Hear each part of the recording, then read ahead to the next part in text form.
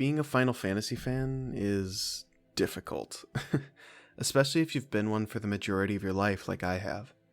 With the launch of the Spirits Within film almost sending the franchise into obscurity, and the games not being universally loved since 10 on the PS2, which was 22 years ago, the series has had a rough fall from being an industry titan that it once was. With that said, however, I am in full belief that Square Enix might just have something on their hands to rekindle the flame that was once lost.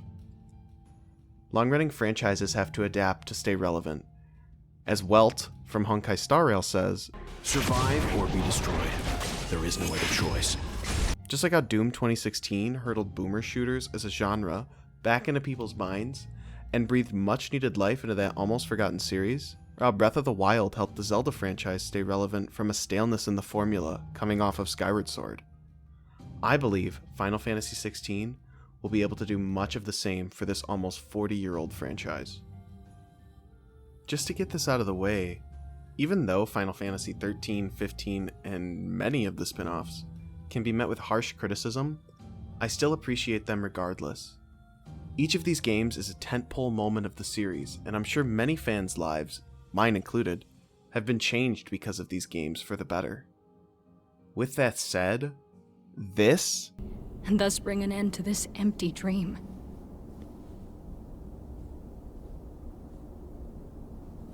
Bullshit.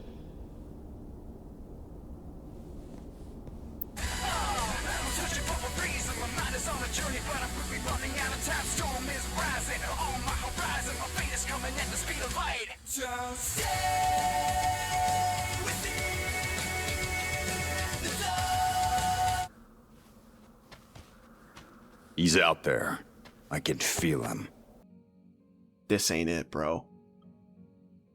If you honestly think Jack blasting Limp Bizkit on his phone is genuinely good and not haha funny good, please explain in the comments. And who could forget the greatness of the cup noodle ad in 15. I like cup noodles as much as anyone, but I think you might like them a little too much, big guy. There's nothing else like them. They're easy to make whenever you've got a craving, and they're delicious to boot.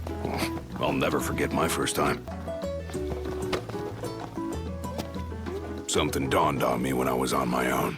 Any food you make tastes better when you use good ingredients, right? Then, if you take something already delicious like cup noodles and add in the finest, freshest ingredients, what do you get? The ultimate flavor experience. If we see Clive eating cup noodle with Torgal while on the road in Valisthea,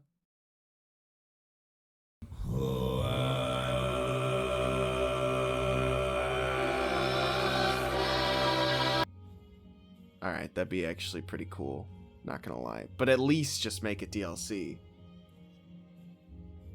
The series has had its highs and lows, of course. But from what we've seen, 16 being able to have its moments of seriousness is one of the main reasons why I think it will succeed. I don't need the cup noodle bit from 15 in here. Those moments, aside from being memey and hilarious out of context, show the disconnect from the overall narrative of these games. 16 gives the story its own space to be taken seriously. Quick aside, while it's a breath of fresh air now, I hope this installment's darker tone isn't the only thing the story has going for it, and from what the devs have said, I think it's safe to say it won't be all doom and gloom. Which brings me to the developers. It quite literally feels like this is one of those all-star teams that's behind this game. Like the planets have aligned for this game to be made at this time or something by these people. Creative Business Unit 3 has had outstanding success with Final Fantasy XIV and its expansions, and you would think that that success would transfer over to their next endeavor. Spearheaded by Naoki Yoshida, and many returning heavy hitters on the dev team, with Koji Fox translating and Masayoshi Soken doing the score, you already have a recipe for success. Also on this aforementioned all-star team is director Hiroshi Takai, lead writer Kazutoyo Mahiro, art director Hiroshi Minagawa, and lead character design by Kazuya Takahashi. As for gameplay, you have Ryota Suzuki at the helm for combat design, known for his work on Dragon's Dogma and Devil May Cry 5. These names, to those not informed, seem like just names, but the important thing to understand is these are people who have worked on the Final Fantasy series before, with the exception to Suzuki, and not just Final Fantasy games, good Final Fantasy games. It's been shown that these developers are actively listening to criticisms about the past two single-player mainline Final Fantasy games as well, those being Final Fantasy XIII and XV. Those games, while they have their moments of greatness, end up falling short for not truly capitalizing on the potential that they have in their worlds. And it's not just the devs who have massive talent either. The English voice cast is phenomenal. You can truly feel the emotion in these actors' performances, with particular highlights coming from Ben Starr, who voices the protagonist Clive. More standouts coming from Susanna Fielding voicing Jill, Nina Yildiz, and David Menken, who voiced Benedicta and Barnabas respectively. The entire cast is fantastic, and will rightfully leave their mark on the series as these characters for their outstanding performances. You're going with them tomorrow, aren't you? I am Joshua's shield. I'm sworn to protect him. He takes too many risks. I only wish I could save him from himself. Just as I was in the process of making this video, the demo dropped and absolutely solidified every idea I had about this game, sending my hype for it into the stratosphere. The story of 16 revolves around the brothers Clive and Joshua, and the icons or summons of mythical beings that hold tremendous power. Some people, called dominants, like Joshua, can wield the power of the icons. This power is sought after by nations, sometimes for prosperity, and sometimes for raw destruction. These dominants are used in wars against one another. On a night before a battle of nations at war, a brutal event unravels, propelling Clive on a mission spiraling for revenge, no matter the cost. Leaving it at that, if you haven't been spoiled on what happens or just want to play the demo for yourself, which is currently free on the PSN store, I would recommend it, as I'm sure you could tell on a video about Final Fantasy XVI, or because you've just seen everybody raving about it all over Twitch and YouTube. I don't want to ruin this self-advertised roller coaster of a story for anyone with potential interest. If I can liken the story to anything, aside from the obvious Game of Thrones inspiration, there's a large influence from Vagrant Story, a PS1 cult classic in which, while upon release sold okay, the game was very ahead of its time in terms of narrative, and the overall tone of 16 seems to be in line with that story more so than something like Final Fantasy VII Remake. For old and new fans, we're truly in for a treat. Speaking of fans, or the big G, those gamers, leading up to the game's release, there's been a little bit of controversy, with people outcrying that it's not Final Fantasy, specifically because it's too actiony and not turn-based. While I can understand it being a departure, at its core, it's still Final Fantasy just like the rest of the series. It's still a cool guy or girl swinging a cool sword with particle effects. In all seriousness though, the claim that this game isn't Final Fantasy is a little silly to me. I can understand the wariness, but I'm sure it's just like how people reacted to 7 when it was revealed.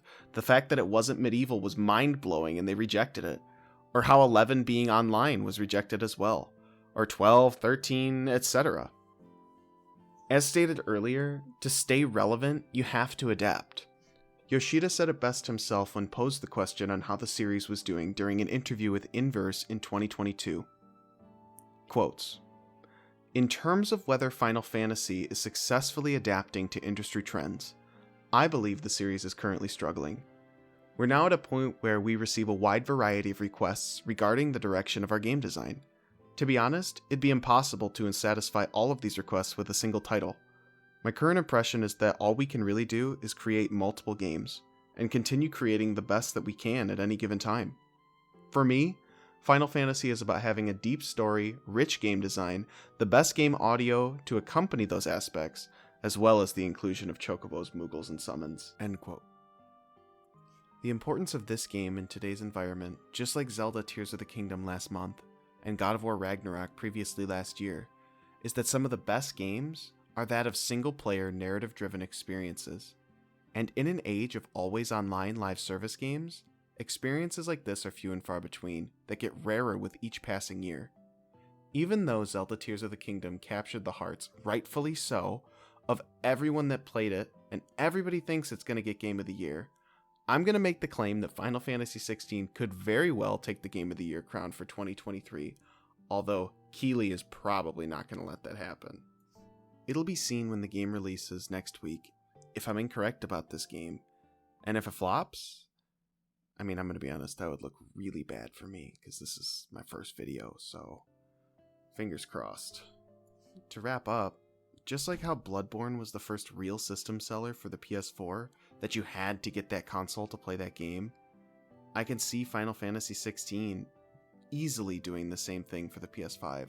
This is going to be one of those generational games that we talk about for years to come, that we look back on, and we're proud that we devoted the time to playing them, unlike every League of Legends ranked match. After following 16 since the first trailer was revealed during that State of Play in 2020, I can't believe that we're finally this close to being able to have it in our hands. And I really can't wait to explore the land of Valisthea on the 22nd of June. And that about wraps it up. Thanks for watching the video. This is going to be my end title card thing, so there's probably nothing here right now but my socials. But if you're watching this a few months from now, there might be a video to click on.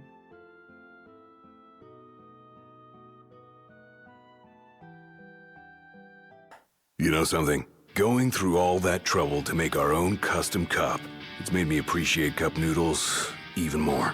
Yeah, you're right.